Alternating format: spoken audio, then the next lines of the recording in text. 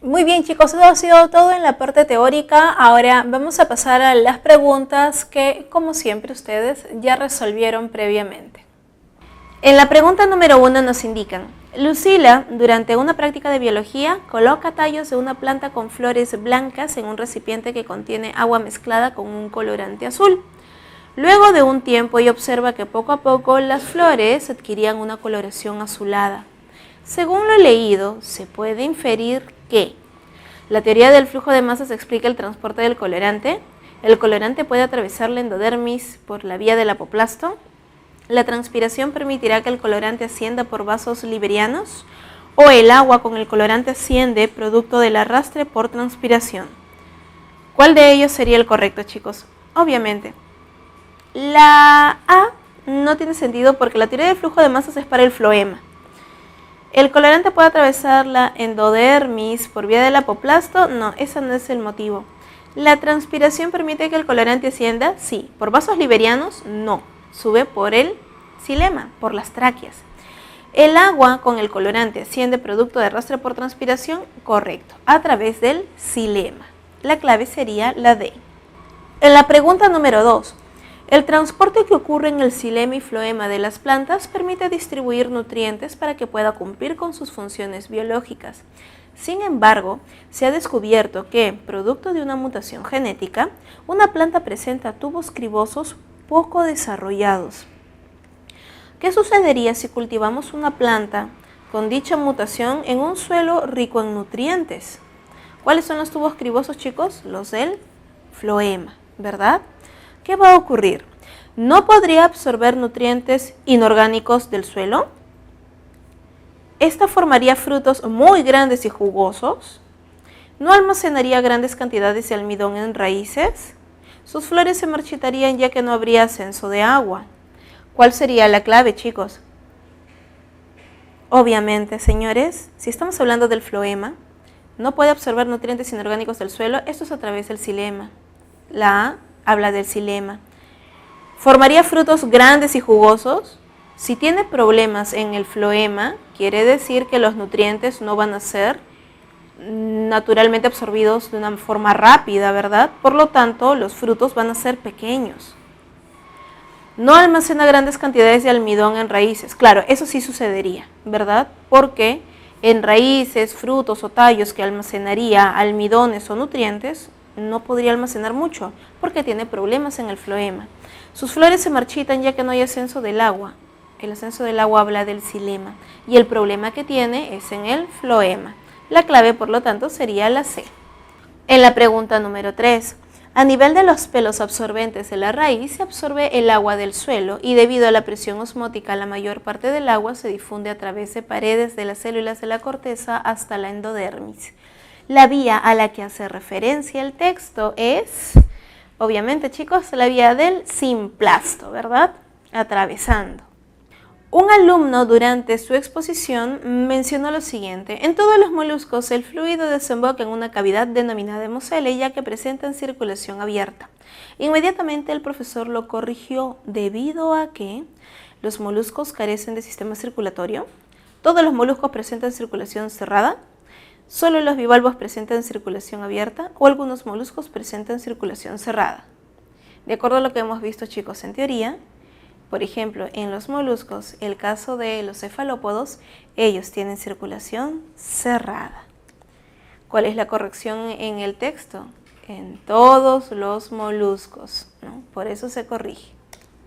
En la pregunta número 5.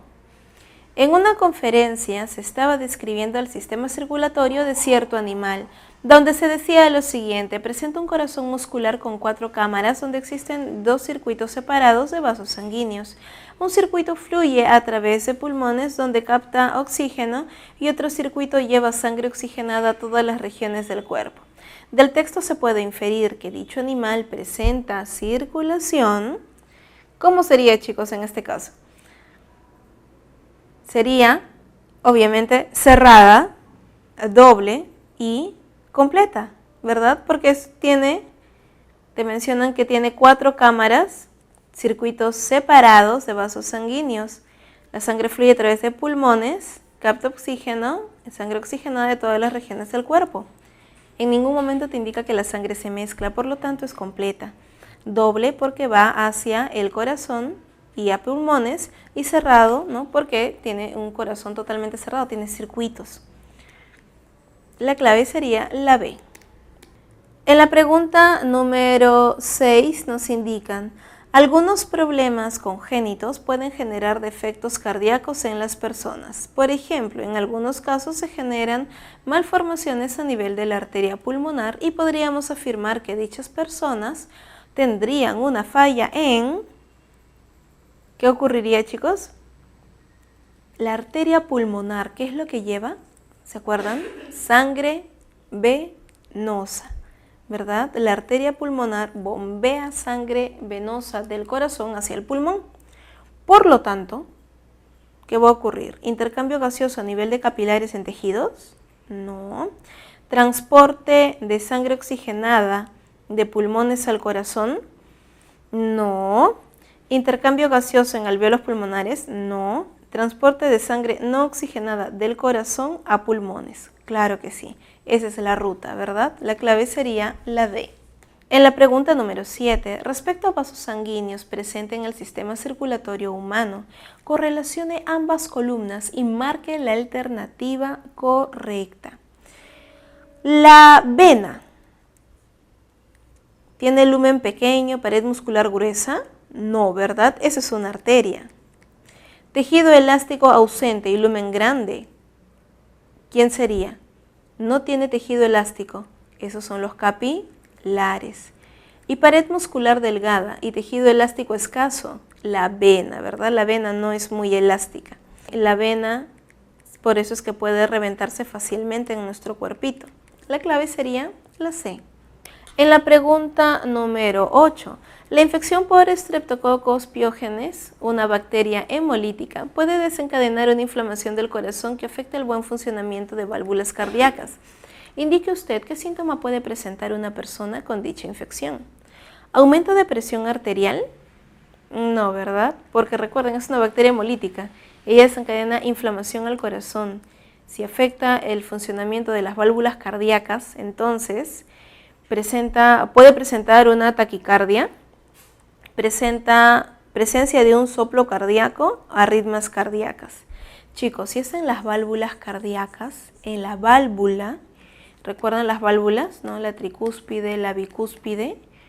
Cuando hay un problema en la válvula, esto no me genera una arritmia como tal, pero si no cierra bien la válvula, ¿qué genera? Que la sangre retorne, ¿sí o no? A eso se le conoce como un soplo al corazón. La clave sería la C. En la pregunta número 9, aproximadamente el 1% de las células cardíacas no se contraen, sino que funcionan como un sistema de conducción cardíaca. El impulso cardíaco inicia en un grupo de dichas células que se encuentran en la pared de una cavidad cardíaca para llevar al final de las fibras de Purkinje, generando así la contracción del corazón. ¿A qué cavidad y células cardíacas hace referencia el texto? ¿De qué estamos hablando, chicos? Estamos hablando del marcapaso del corazón, ¿verdad? A nivel de la aurícula derecha, encargado el nodo sinusal, encargado del proceso de la contracción, ¿no? Cada impulso cardíaco sabemos que inicia en el nódulo sinusal, luego pasa por las 3 cuerdas tendinosas hasta el nódulo auriculoventricular y luego hacia el vaso-fascículo de His, que culmina en las fibras de Purkinje. En la pregunta número 10, el sistema sanguíneo tiene como propósito llevar sangre a diferentes partes del cuerpo. Para que esto ocurra, se requiere que cada órgano le llegue una arteria desde el corazón y salga una vena llevando la sangre de los órganos hacia el corazón. Según las venas y arterias, correlacione correctamente. Entonces, la vena porta hepática, ¿qué es lo que va a hacer? Recoge sangre del riñón, hepática, obviamente nos tiene que hablar del hígado, ¿verdad? Se encarga de... lleva sangre a la cabeza, recoge sangre del estómago e intestino o lleva sangre hacia las piernas. Chicos, en el caso de la vena porta hepática, obviamente el hígado está relacionado con el sistema digestivo. La vena porta hepática recoge sangre del estómago, intestino y también jala del hígado. La arteria ilíaca, ¿recuerdan la fosa ilíaca? A nivel de caderas, ¿qué es lo que va a hacer la ilíaca? Lleva sangre, como es una arteria, lleva sangre, ¿no?, hacia las piernas. La vena renal recoge sangre. La vena, te lo dice el texto literalmente, ¿no? La vena recoge sangre no oxigenada hacia el corazón y la arteria lleva sangre oxigenada a los órganos. La vena renal recoge sangre del riñón. Y la número 4, la arteria carótida, lleva sangre hacia la cabeza. ¿Sí? La clave sería 3, 4, 1, 2, dedito. En la pregunta número 11, los edemas se consideran signos clínicos, los cuales consisten en la acumulación de líquido en el espacio intersticial, así como en las cavidades del organismo. Esto ocurre por la secreción excesiva de líquido hacia el espacio intersticial o cuando éste no se recupera correctamente. Del texto se puede inferir que las venas no llevan adecuadamente la sangre de los tejidos. Puede deberse por un problema a nivel de vasos linfáticos. Las arterias no recogen adecuadamente la sangre a los tejidos o puede deberse por un problema a nivel de los glomérulos. ¿De qué se trata, chicos? Esto podría deberse en un problema a nivel de los vasos. ¿De qué tipo? Linfáticos, porque te hablan del espacio intersticial. ¿Quiénes están en el espacio intersticial? La linfa. Los vasos linfáticos se encargan de mantener el equilibrio, ¿no?, de la cantidad de agua que hay entre nuestros tejidos. La clave sería la B.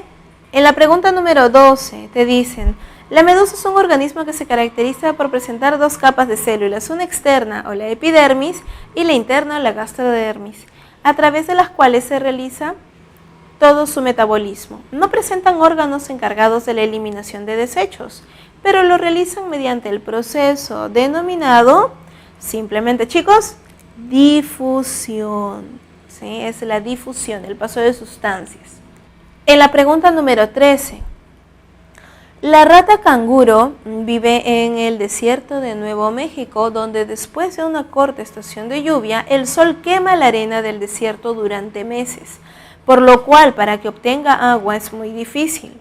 Para sobrevivir en dicho ambiente, este organismo carece de glándulas sudoríparas.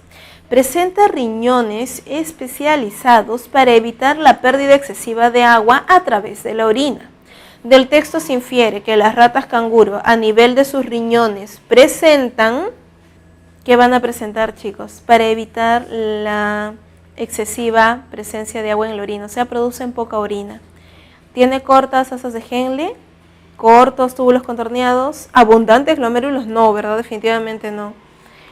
El éxito no va a estar ahí porque tiene que producir poca orina. No tiene que ver con qué tan cortos sean los tubos uriníferos, sino con que tenga pocos glomérulos. La A es la correcta. En la pregunta número 14, la glomerulonefritis es la inflamación del glomérulo que altera el proceso de filtración ocasionando presencia de elementos que normalmente deben estar ausentes en el filtrado. Según el texto, indica qué elemento extraño se puede encontrar en el filtrado si una persona sufre de dicha inflamación. Te dicen de que no debería de estar. En la orina puede haber fibrinógeno, urea, agua, glucosa. Bueno, agua de hecho. Urea también es un desecho. Glucosa también puede haber, pero fibrinógeno no, ¿verdad? La clave sería, por ello, la A. Y en la pregunta número 15, cuando el fluido extracelular en el organismo disminuye, el hipotálamo ordena la liberación de la hormona vasopresina, que al unirse a los receptores ubicados en una porción del nefrón, hacen que sus paredes se vuelvan más permeables al agua, aumentando así la reabsorción de agua a nivel del nefrón. ¿A qué porción del nefrón hace referencia el texto, chicos? ¿A qué nivel ocurre mayor proceso de reabsorción? A nivel del túbulo contorneado distal, ¿verdad? El 99% del filtrado se reabsorbe en los túbulos, Recordemos que de esta manera se forma la orina, ¿no? El túbulo contorneado proximal, sabemos que se reabsorbe el 80% del filtrado. Ojo, eso es en el proximal. Llevando de regreso a la sangre agua, glucosa, aminoácidos. El túbulo contorneado distal se reabsorbe sodio y carbonatos, ¿no? A cambio de potasio, a cambio de protones, y asimismo se absorbe agua por acción de la vasopresina. Muy bien, chicos, eso ha sido todo por el día de hoy. Ya hemos culminado nuestro 7º capítulo, ya se acerca el 2º examen. Por favor, repasen. Sí, repasen de todas maneras, muy importante aquellos que les vienen 7 o 10 preguntas de biología, repasen, lo tengan muy en cuenta, practiquen bastante, por favor, y no olviden de una buena alimentación para poder rendir adecuadamente en los estudios y horas de sueño. Cuídense mucho, chicos, nos vemos la siguiente semana.